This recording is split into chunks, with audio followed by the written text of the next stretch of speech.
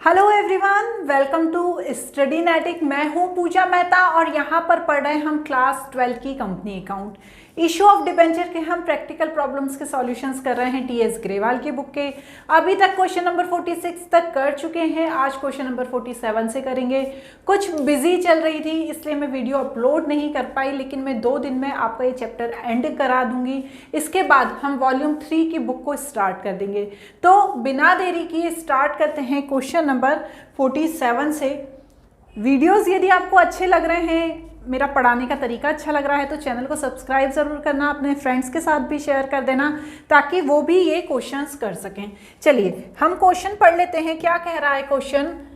Gladiators limited issue 10,000 8% debenture 100 each, discount on 5%, redeemable at the premium of 5%, payable along with application. It had balance 70,000 security premium and 50,000 capital reserve. The debenture were fully subscribed and amount were duly received. Pass necessary general entries for issue of debenture and writing of the loss on issue of debenture. इस तरह के questions हम पहले भी कर चुके हैं, लेकिन जो पहले वाले क्वेश्चंस थे उसमें या तो आपके वो सिक्योरिटी प्रीमियम का अमाउंट दिया रहता था या कैपिटल रिजर्व का दिया रहता था। यहाँ पर दोनों चीज़ों का अमाउंट दिया हुआ है जिससे हमें रिटर्न ऑफ करना है। जो इशू हुए हैं डिबेंचर वो 5% डिस्काउंट पर इशू हुए हैं, लेकिन जब वो रिडीम होंगे तो क्या होगा? 5% प्रीमियम दिया जाएगा। तो यहाँ पर लॉस भी होने वाला है। तो चलिए एंट्रीज को स्टार्ट करते हैं। फर्स्ट एंट्री तो बहुत ही सिंपल है, जिसमें हमें डिस्काउंट का अमाउंट भी लिखना है। तो bank account debit to debenture application और अलॉटमेंट अकाउंट। ठीक है, जब दिया नहीं रहता है तो हम एक ही बार में समझते हैं। ठीक है, अब ध्यान से समझिए इस बात को। कितना है? 10,000 के हमारे डिबेंचर हैं। पर डिबेंचर 100 के हिसाब से इशू किया है। मतलब क्या हुआ इसका? ठीक है, 10 लाख के डिबेंचर हो गए। अब इस पर 5% डिस्काउंट दिया है तो मैं इसका 5% निकाल लूंगी, तो ये आ जाएगा 50,000। और जब मैं 10 लाख में से 50,000 माइनस करूंगी, 10 लाख में से जब हम 50,000 माइनस करेंगे तो हमारे पास आ जाएगा 9,50,000। ठीक है, और ये 9,50,000 मैं यहाँ पर लिख दूंगी। क्लियर? ये जो चीज़ मैं बताती हूँ ना, इसे वर्किंग नोट में लिखा कीजिए। देखिए बहुत सी चीज़ें ऐसी हैं जो मैं आपको अच्छे से नहीं बताती हूँ। अच्छे से मतलब प्रॉपर फॉर्मेट में नहीं बताती। जैसे ये मैं जनरल एंट्री कर रही हूँ, ये मैं आपको फॉर्मेट में नहीं बता रही हूँ, लेकिन आप जब एग्जाम में करेंगे ना तो आपको प्रॉपर फॉर्मेट में करना है। ठीक है, ऐसा नहीं है कि direct bank account debit to debenture application and allotment लिख दिया। नहीं, आपको पूरा जनरल का फॉर्मेट बनाना है। उसमें डेट का कॉलम बनेगा, पर्टिकुलर्स का बनेगा, एलएफ का बनेगा, अमाउंट डेबिट एंड क्रेडिट दोनों अमाउंट बनेंगे। और उसके बाद आपको ये एंट्रीज करनी है। ये जो मैं समझा रही हूँ उसको आपको प्रॉपर वर्किंग नोट में करना है। ठीक है ना? ऐसा नहीं है कि साइड में ही कर देना है कि मैडम तो साइड में ही कर देती थी। ऐसा नहीं होता बच्चों। क्या होता है ना, हमें बहुत सारे क्वेश्चंस आपको करवाने हैं तो हम आपको जल्दी जल्दी में ऐसा करा देते हैं, लेकिन जब स्टार्टिंग में पहला क्वेश्चन कराते हैं तब पूरा बताते हैं कि इस तरीके से ये क्वेश्चन होगा, इस तरह से फॉर्मेट बनाना है, इस तरीके से वर्किंग नोट करना है। तो आपको उस चीज़ को ध्यान रखना है। हर चीज़ एग्जाम के दौरान प्रॉपर फॉर्मेट में बनेगी, बिल्कुल अच्छे तरीके से लिखी होनी चाहिए, तभी क्लियरली एक्सप्लेन हो पाएगी वो चीज़। ऐसा नहीं है कि मैंने लिखा था यहाँ पर bank account debit to debenture application allotment account तो आप भी ऐसा लिखेंगे। नहीं, मैं जब पहला क्वेश्चन कराती हूँ तो मैं पूरा फॉर्मेट में क्वेश्चन कराती हूँ, प्रॉपर बताती हूँ कि किस तरीके से वर्किंग नोट बनाना है।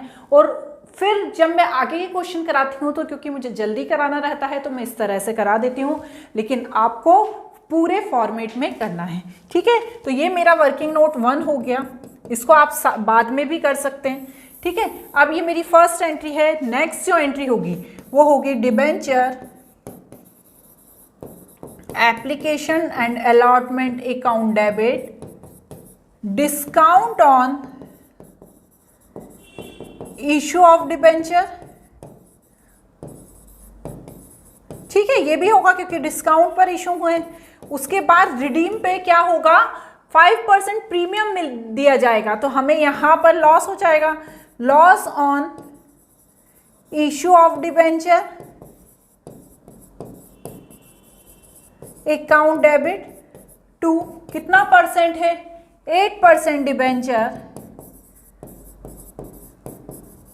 और यहां पर क्या आएगा, to premium on redemption of debenture. ठीक है, आप बताइए अमाउंट बताइए, डिबेंचर एप्लीकेशन का क्या अमाउंट है, 9,50,000। डिस्काउंट कितना दिया गया है, ये हमने निकाला ना यहाँ पर 50,000, तो यहाँ पर ये डिस्काउंट मुझे यहाँ पर लिखना है 50,000। आप प्रीमियम कितना दे रहे हैं हम, 5%, मतलब क्या हुआ, 10 ये जो हमने 10 लाख निकाला था उसका 5% हम प्रीमियम भी दे रहे हैं, तो 5% प्रीमियम कितना होता है, 50,000। ठीक है, यहाँ पर 10 लाख और यहाँ पर 50,000 प्रीमियम। ठीक है, ये लॉस हो गया, यही वाला जो अमाउंट है 50,000 वही लॉस में आता है। ठीक है, क्लियर हो गई ये चीज़, इसे नोट कर लीजिए। ठीक है, इसे नोट करिए। अब नेक्स्ट क्या बोल रहा है ये, नेक्स्ट ये बोल रहे हैं कि इनके पास क्या है, इनके पास है 70,000 बैलेंस सिक्योरिटी प्रीमियम में और 50,000 है कैपिटल रिजर्व में। अब ये जो डिस्काउंट और जो लॉस हुआ है इसको किससे एडजस्ट करना है, इन दोनों से एडजस्ट करना है। तो चलिए हम एडजस्ट करते हैं हमारी थर्ड एंट्री में। तो चलिए, ठीक है ना, आपको दिख रहा है ना, आई होप दिख रहा होगा अच्छे से। चलिए, सिक्योरिटी प्रीमियम रिजर्व है ना, मैं बहुत सी बार इसको भी पूरा नहीं लिखती हूँ, कभी कभी सिर्फ प्रीमियम लिख देती हूँ, कभी कभी सिर्फ सिक्योरिटी प्रीमियम लिख देती हूँ, कभी कभी प्रीमियम रिजर्व लिख देती हूँ, लेकिन आपको क्वेश्चन में पूरा लिखना है सिक्योरिटी प्रीमियम रिजर्व। क्लियर। अब चलिए इसको अकाउंट को हम क्या कर देंगे, डेबिट कर देंगे। अब नेक्स्ट क्या है, नेक्स्ट है हमारा जो कैपिटल रिजर्व में अमाउंट होता है उसके लिए लिखते हैं हम स्टेटमेंट ऑफ P&L अकाउंट। ठीक है, नीचे क्या आएगा, दो चीजें हुई हैं, एक तो डिस्काउंट दिया है और दूसरा लॉस हुआ है, तो इन दोनों को मुझे क्या करना पड़ेगा, क्रेडिट करना पड़ेगा। Discount on issue of debenture, loss on issue of debenture. देखिए ये दोनों ही चीजें जो हैं ये कंपनी के लिए लॉस की चीजें हैं, लेकिन इन दोनों को हम मिला के नहीं लिख सकते हैं, क्योंकि जो ये डिस्काउंट दिया गया है, जब डिबेंचर इशू किए गए थे तब ये डिस्काउंट दिया गया है, तो हमें इसे अलग से शो करना पड़ेगा कि ये डिस्काउंट था। और ये जो लॉस हुआ है जब हमने पेमेंट करा उस समय हमने जो प्रीमियम पे किया उस पर हुआ है, तो उसको हमें अलग से शो करना पड़ेगा। आप इन दोनों को मिलाकर नहीं लिख सकते हैं, आपको अलग अलग ही लिखना पड़ेगा। तो यहाँ पर देखिए, यहाँ पर कितना था, ये देखिए मैं थोड़ा सा इधर कर देती हूँ, आपको अच्छे से समझ में आ जाएगा। यहाँ पर ये है 70,000 और स्टेटमेंट ऑफ P&L अकाउंट मतलब कैपिटल रिजर्व कितना है, तो कैपिटल रिजर्व है हमारा 50,000। ठीक है, लेकिन क्या हमें कैपिटल रिजर्व को यूज करने की नीड रहेगी, इसके लिए हम नेक्स्ट करके देखते हैं, क्योंकि discount on issue of debenture है 50,000 और loss on issue of debenture है 50,000, मतलब 1 लाख का हमें कंपनी को नुकसान हुआ है। तो 70,000 तो पहले मैंने सिक्योरिटी प्रीमियम रिजर्व से ले लिए, अब कितना बच रहा है, 1 लाख में से जब मैं 70,000 माइनस करूंगी तो 30,000 की मुझे और नीड है। कैपिटल रिजर्व के पास कितने हैं, 50,000 है, लेकिन मुझे नीड है 30,000 की, तो यहाँ पर मैं कैपिटल रिजर्व में 30,000 लिखूंगी, क्योंकि मुझे उतने की नीड है। 20,000 और कैपिटल रिजर्व में रखे हुए हैं, आगे ज़रूरत होगी तो हम ले लेंगे। क्लियर, इस तरह से ये हम क्वेश्चन करेंगे।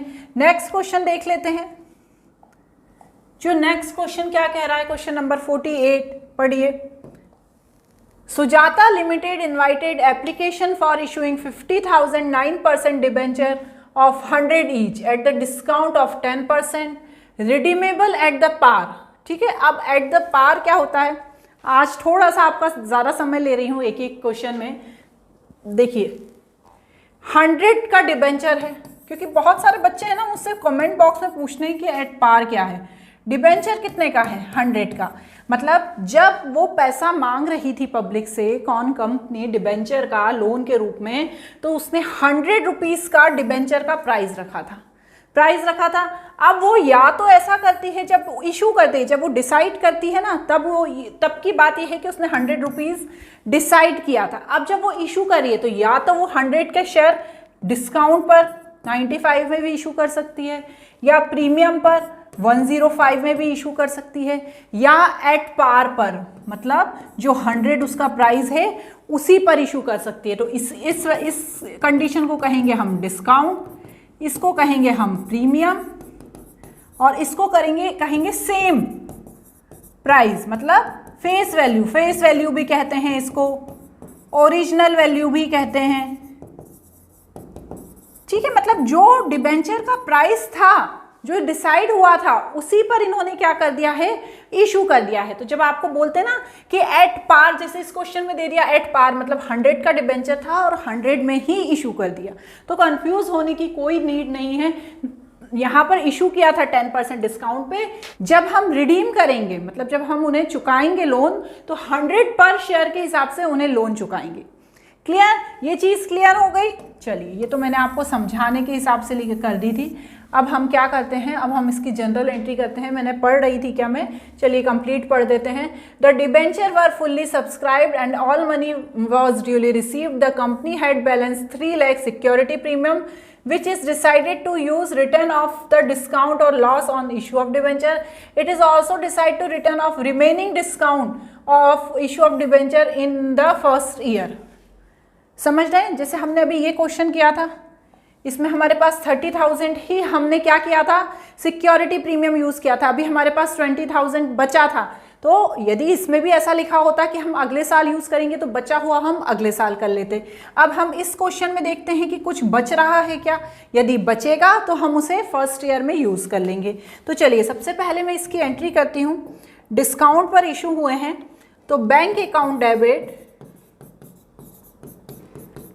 To debenture application and allotment account. ठीक है, अब इसे भी वर्किंग नोट में कीजिएगा, मैं यहीं पर कर देती हूँ। क्या है? 50,000 100 ईच, तो यहाँ पर कितना हो गया? 50 लाख। ठीक है, अब क्या क्या है? 50 लाख डिस्काउंट 10%, तो पहले तो डिस्काउंट निकालूंगी, तो कितना आ जाएगा? 50,000। ठीक है ना, डिस्काउंट कितना आएगा? 50,000 नहीं, 5 लाख। ठीक है, 5 लाख डिस्काउंट आएगा। और फिर जब मैं 50 लाख में से 5 लाख को माइनस कर दूंगी, तो यहाँ पर मेरे पास 45 लाख आएगा। ये पूरा वर्किंग नोट है अपना, इसे आप अलग से कीजिएगा। तो यहाँ पर मैं क्या लिखूंगी? 45 लाख। ठीक है ना, ये एल लिख दिया है, एल मतलब लाख। क्लियर? ये चीज़ अलग है। ठीक है, अब नेक्स्ट एंट्री क्या होगी? ये आपने इशू करने की एंट्री हुई। अब ये बोल रहे हैं कि जब रिडीम करेंगे वो पार पे ही करेंगे, तो जब पार पे ही करेंगे तो अच्छी बात है, हम सिंपल सी एंट्री कर देते हैं। डिबेंचर एप्लीकेशन और allotment account debit discount on issue of debenture. Discount on issue of debenture को हमें शो करना पड़ेगा। ठीक है, 2 कितना है? 9% डिबेंचर। देखिए, यहाँ पर प्रीमियम पर नहीं किया है, तो हम यहाँ प्रीमियम की एंट्री नहीं करेंगे। सिंपल यहाँ 45 लाख, यहाँ 5 लाख एंड यहाँ पर 50 लाख। क्लियर? अब यहाँ पर सिक्योरिटी प्रीमियम है 3 लाख, तो हम 3 लाख सिक्योरिटी प्रीमियम से लेंगे, और जो बचा हुआ अमाउंट है उसके लिए हम कहाँ चले जाएंगे? कैपिटल रिजर्व के पास। यहाँ पर कैपिटल रिजर्व नहीं दी है, लेकिन हमेशा कैपिटल रिजर्व में कुछ ना कुछ कंपनी के पास होता है, तो हम बचा हुआ अमाउंट कैपिटल रिजर्व से एडजस्ट करेंगे। तो चलिए, यहाँ पर क्या लिखूंगी मैं? पहले लिखूंगी security premium reserve account debit statement of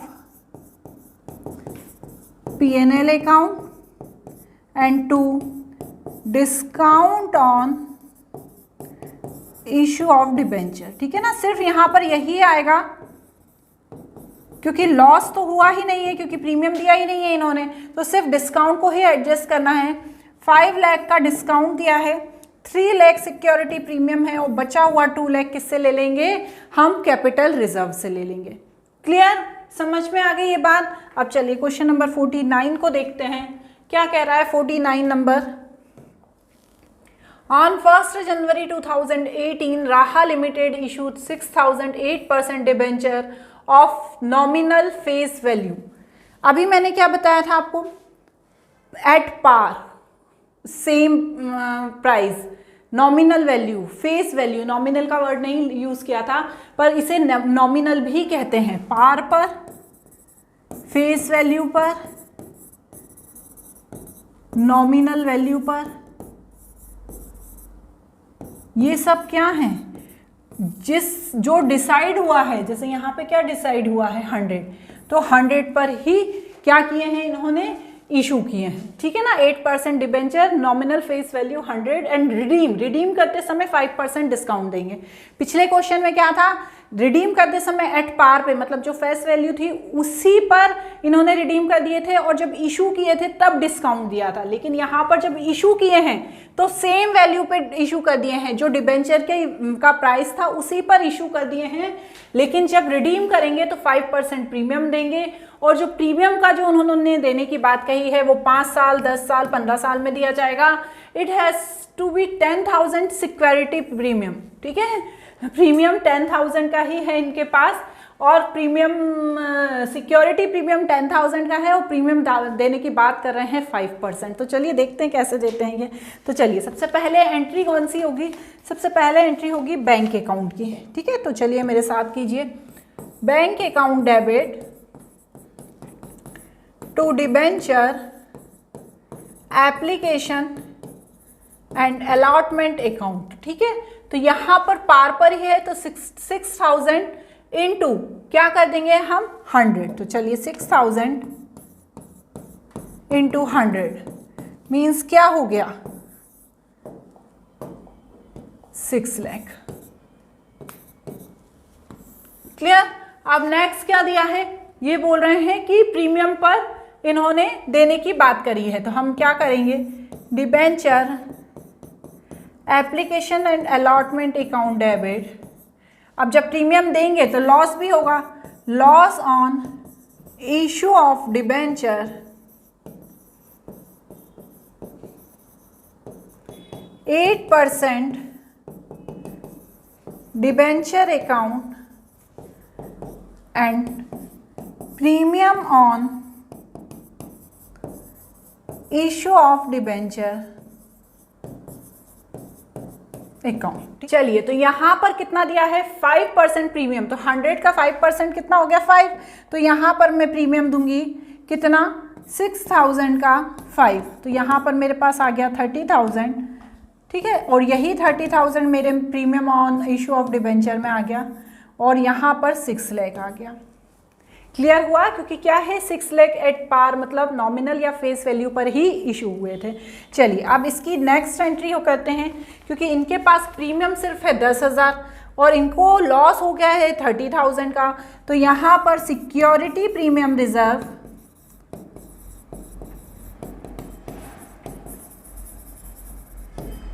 कितना है 10,000, तो आप बचा हुआ 20,000 किससे लेंगे, स्टेटमेंट ऑफ P&L अकाउंट। देखिए चाहे दिया हो कैपिटल रिजर्व या नहीं दिया हो, आपको ये लेके चलना है कि जो बचा हुआ पैसा है जो सिक्योरिटी प्रीमियम रिजर्व से नहीं एडजस्ट हो पा रहा है वो कैपिटल रिजर्व से एडजस्ट होगा, तो यहाँ पर 20,000 लिखेंगे। तो कैपिटल रिजर्व मतलब स्टेटमेंट ऑफ P&L अकाउंट, ठीक है। 2 कितना आ रहा है यहाँ पर प्रीमियम ऑन, नहीं प्रीमियम नहीं बच्चों, loss on issue of debenture कितना 30,000। आई होप आपको क्लियर हो रहा होगा। चलिए नेक्स्ट क्वेश्चन और देख लेते हैं। Global limited issue 10,000 8% debenture of 100 each redeemable in 4 equal installment by draw lots from the end 3 year at the premium. ठीक है ना। अब देखिए ये बोल रहे हैं कि इन्होंने 10,000 डिबेंचर इशू किए थे, 8% डिबेंचर 100 ईच पर, और जो 5 इंस्टॉलमेंट में ये चुकाएंगे। ठीक है, 3 साल बाद, ठीक है 3 साल का होगा इनका इंस्टॉलमेंट, प्रीमियम देंगे 9। तो पास necessary general entry and return of loss of debenture and also prepare loss on debenture loss on issue of debenture account. ठीक है, तो चलिए अब हम करते हैं, क्या करेंगे। सबसे पहले एंट्री तो वही होगी, bank account debit, bank account debit to debenture application and allotment account. ठीक है, तो यहाँ पर आपके पास कितना आ जाएगा, यहाँ पर आपके पास आ जाएगा 10 लाख। ठीक है ना, 10 लाख आएगा, 10 लाख आ जाएगा। अब आपको क्या करना है, डिस्काउंट तो दिया ही नहीं है इन्होंने, बस प्रीमियम पर इशू किया है, मतलब सॉरी प्रीमियम पर रिडीम किया जाएगा। तो यहाँ पर प्रीमियम पर जब रिडीम करेंगे तो मुझे लॉस हो जाएगा। तो debenture application and allotment account debit loss on issue of debenture account debit to कितना परसेंट था, 8% debenture account to premium on issue of debenture.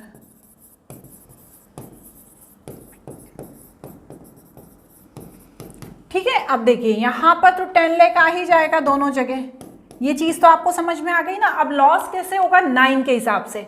ठीक है, तो 9 इंटू 10,000 करना है हमको। ठीक है, यहां पर इन्होंने सिर्फ अमाउंट दे दिया है, वैसे भी यदि आप वो 9% भी देते 100 का तो भी 9 होता, इन्होंने डायरेक्ट 9 रुपीज़ दे दिया है, तो उसमें कोई आपको कंफ्यूज होने की ज़रूरत नहीं। आपको वैसे कंफ्यूज करने के लिए ही उन्होंने 9 दिया है, तो आपको इंटू 9 करना है। प्रैक्टिस हम क्यों करते हैं, इसीलिए करते हैं कि इस तरह के क्वेश्चन यदि आ जाते हैं तो हम उसको कैसे डील करेंगे। तो यहाँ पर 90,000 और यहाँ पर भी 90,000। क्लियर। अब चलिए इसके बाद लास्ट एंट्री क्या बोल रहे हैं, यहाँ पर तो कुछ भी नहीं दिया है, इसलिए हमें जितना भी एडजस्टमेंट करना है वो स्टेटमेंट ऑन P&L अकाउंट से करना है। ठीक है ना, यदि सिक्योरिटी प्रीमियम दिया होता तो हम सिक्योरिटी प्रीमियम का नाम लिख देते। तो यहाँ पर मेरे पास 90,000 का लॉस है, तो statement on P&L account debit to loss on issue of debenture कितना, 90,000, ये भी 90,000। क्लियर। अब नरेशन आपको हर जनरल एंट्री के बाद लिखना है। ये मत सोचिएगा कि मैडम नहीं लिखवाती है तो हमें नहीं लिखना है, नहीं, आपको तो लिखना ही है। वैसे अभी मैंने बताया कि प्रॉपर फॉर्मेट बनाना है, वैसे ही प्रॉपर नरेशन लिखना है। ठीक है, नरेशन बनाना बहुत ही इजी है। आप क्लास 12 के बच्चे हैं, क्लास 11 के बच्चों को मैं नरेशन बना के बताती हूँ, लेकिन आपको नहीं बताऊंगी, आप खुद लिखिएगा।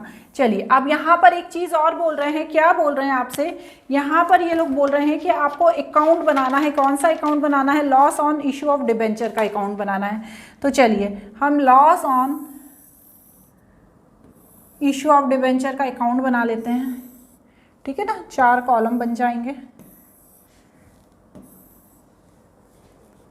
इसी तरह के। ठीक है, debit, credit, loss on issue of debenture.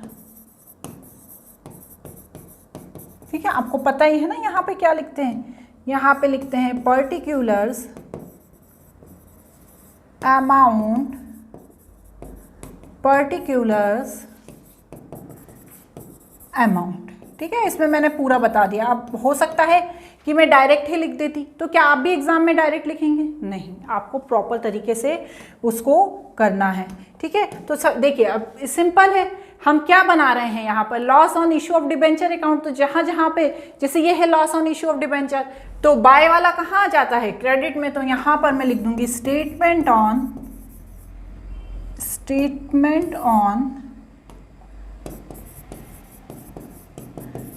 P&L account कितना 90,000, ठीक है, ये वाला 90,000।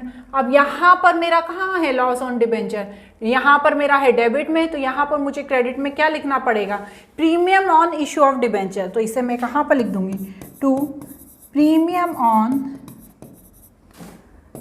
इशू ऑफ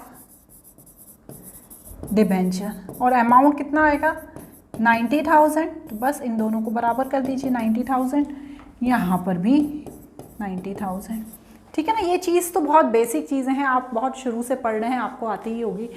कोशिश थी कि और क्वेश्चन कराऊं, बट वीडियो बहुत ही लेंदी हो गया, तो अब एक आध दिन का एक वीडियो और बचा है, आपका ये चैप्टर एंड हो जाएगा। Thank you.